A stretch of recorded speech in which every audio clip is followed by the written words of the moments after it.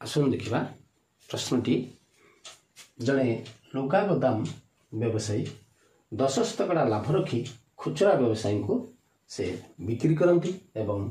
खुचरा व्यवसायी जनक 20% लाभ रखी हाटरे लुगा बिक्री करती किंतु जदि गोदाम व्यवसायी निजे हाटरे खुचरा व्यवसायी दाम रे से बिक्री करते तेबे से केते शतकड़ा लाभ करते आमे एपरी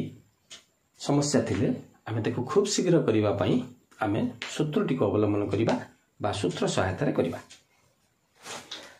एथिरे सूत्रटी होची जे से शतकड़ा लाभ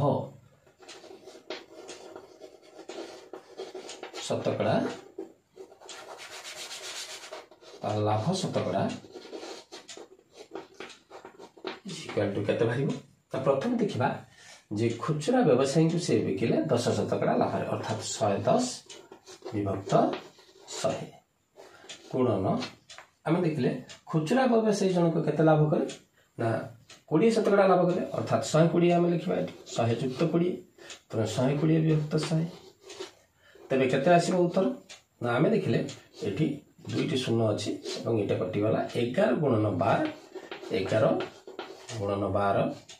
विभक्त 100 ये आसला अर्थात 132 विभक्त 100 यार अर्थ है 32 शतकड़ा केते पाइले आमे जे